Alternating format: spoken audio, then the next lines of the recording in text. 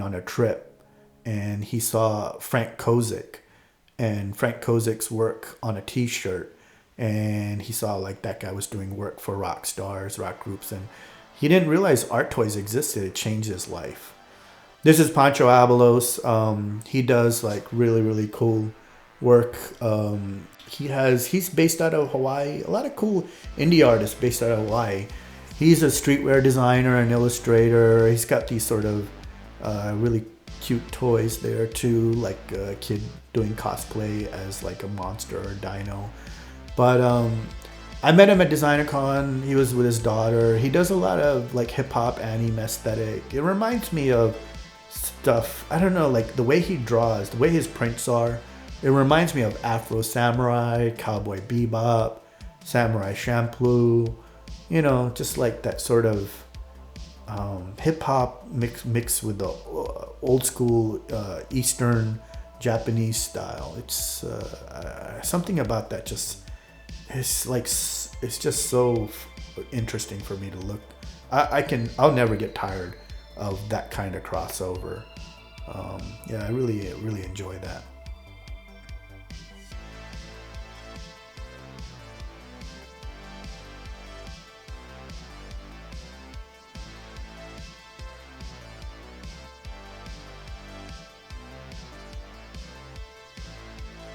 That was Goofy Fruit. He has a kind of a cool comic based on fruits. It reminded me of that movie Food Fight with Seth Rogen. I think me and like 3 other people saw that. It was completely ridiculous, but I don't know. I liked it. I enjoyed R-rated tomfoolery.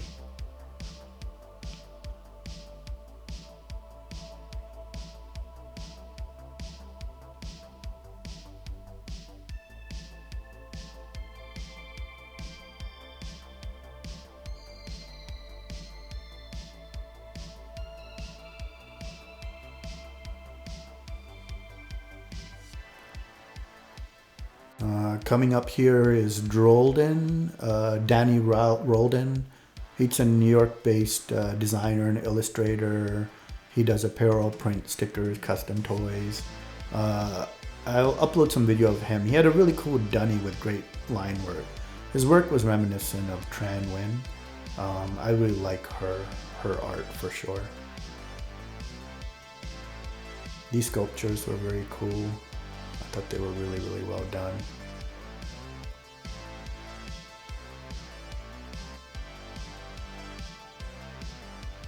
This is Marina Martins. Her thing is called Drools.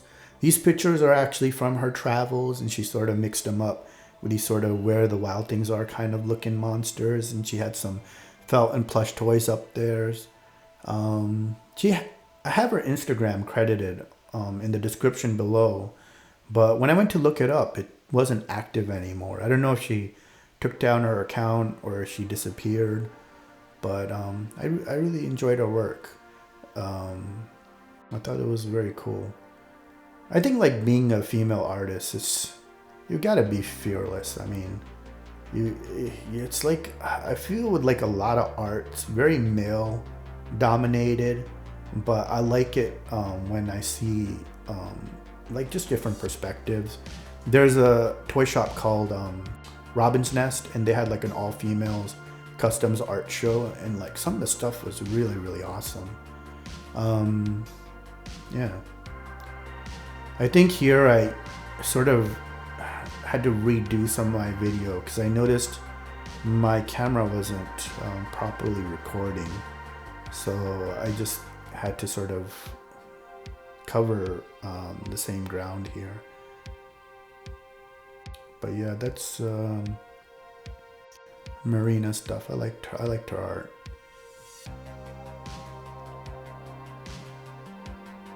Just looking at some of her pictures, it just made me think of all the cool places I haven't traveled to, and like her photography was actually really good. There's so many countries I definitely want to visit. So far I've only been to like Singapore, Japan. I'm hoping to hit up Thailand this year. Speaking of female artists, that was Alex Smith. She's she was in the foreground there with her back to me. She's from Philly. She had like these cute ramen prints. I really liked her colors. Her art reminded me of that old-timey animated art, kind of like Cuphead or Steamboat Willie. She was honored as one of the 3 finalists for the Society of Illustrators Zanko Scholarship back in 2019. She's done advertising work for Pabst Blue Ribbon, Philadelphia Inquirer.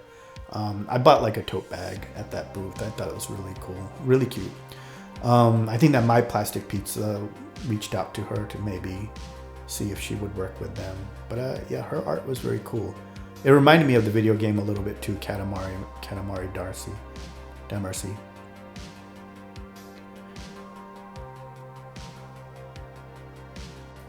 But yeah, I just basically did a second walkthrough here.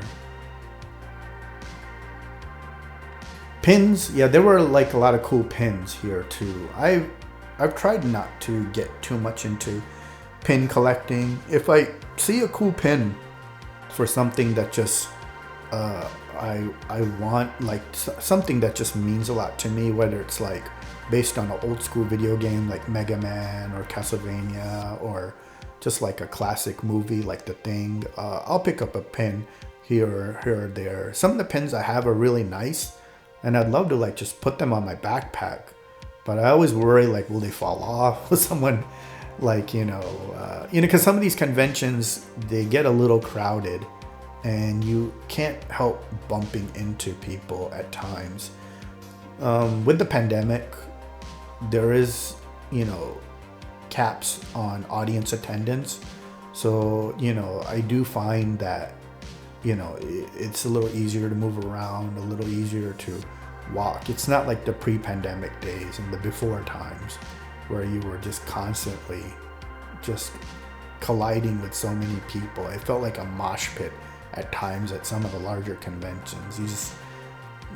But yeah, I do like sort of like the vibe post-pandemic, because you get more time, I guess. You're not fighting to look at something. You get more time to like actually talk to people, talk to the artists.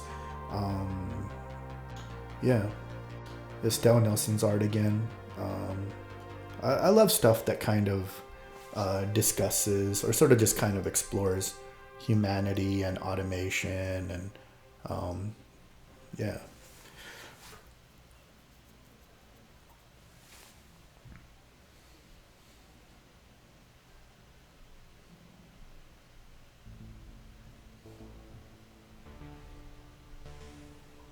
One thing I didn't notice too much of at this convention was cosplaying. It was probably because it was so hot and there was no air conditioning.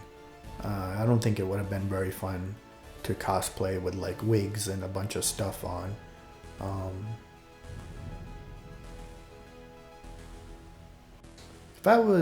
If I had more time, I would probably get into cosplay, but I'm definitely a supporter of it.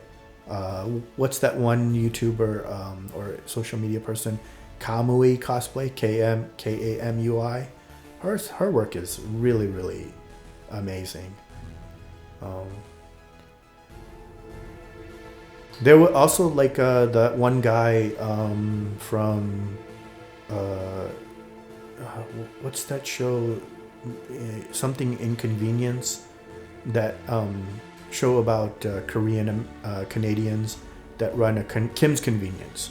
They the guy who plays the dad in it, the Appa in it, he was like a huge Star Wars cosplayer, and I guess like he was such a fan that he actually ended up getting a role in The Mandalorian.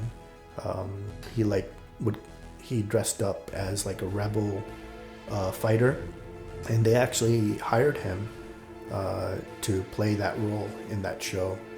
He's like a pretty likable and fun actor. But yeah,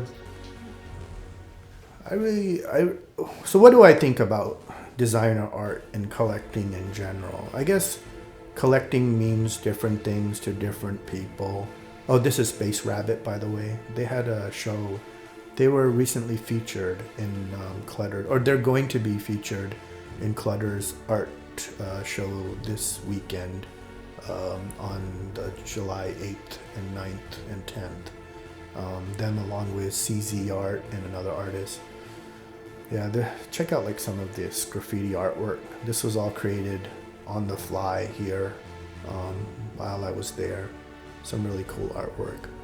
But yeah, what does collecting mean? I guess, people collect different things. You can't really be a completionist. Some people sort of just fall in love with a certain style or a certain artist or a certain template, or and they sort of just admire some of this creative work.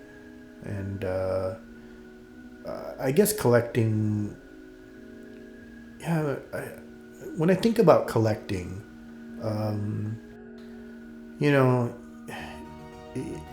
I guess one thing is that my tastes are evolving. They're changing. When I first started collecting anything, maybe it was just like cool stuff that came with other things.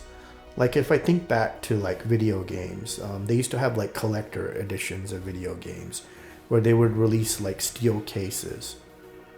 Oh yeah, this I'll just mention here. That's DR76. He does like really cool these Ouroboros apocalyptic samurai arts. He's over there in the middle, kind of on the left with the blue. At the end, that piece looked really, really amazing. That was very, very cool. But yeah, collecting, I guess I used to sort of get like, occasionally they would include like figures, or I guess there would be a company like Triforce. They've since kind of gone bankrupt, but they used to sculpt these sort of, there's my fat pandemic face, sorry about that. They used to, include like figures in these collector's versions of video games. Like they did one for Battlefield. They've done stuff for Horizon Zero Dawn. I remember I got these huge giant figures for Titanfall in the collector's edition. But I guess like maybe that's how I sort of eased into it. And for like the longest time, I would go to comic cons occasionally, and I would see these really, really large statues of comic book characters like the Hulk and Wolverine, and I just thought they were amazing but so expensive. I think like when I took the plunge was maybe in 2016. I went to New York Comic Con and I saw like these amazing Street Fighter and Mortal Kombat figures, and I was such a huge fighting game fan. But this one company, Pop Culture Shock, they had like these really beautifully detailed, beautifully painted Mortal Kombat and Street Fighter figures. And the guy who was sitting there, I thought he was like a Hell's Angel guy. Just the guy had like a scowl, like he was just done with everything. I didn't really think that guy had anything to do with the company. This huge guy with a ponytail and a receding hairline, and he looked like the comic book shop owner from The Simpsons, but like angrier. And his name was Jerry Mancuso, and that might have been 2015 or 2016.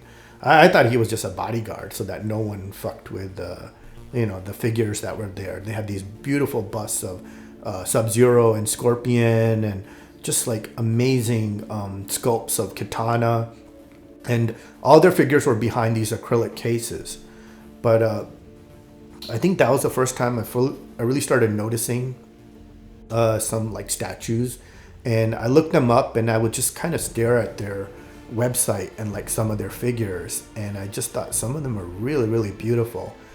And it was like the following year when I was at New York Comic Con that I just decided to take the plunge, and I pre-ordered a whole bunch of figures, including this amazing figure of Tim Curry as the devil.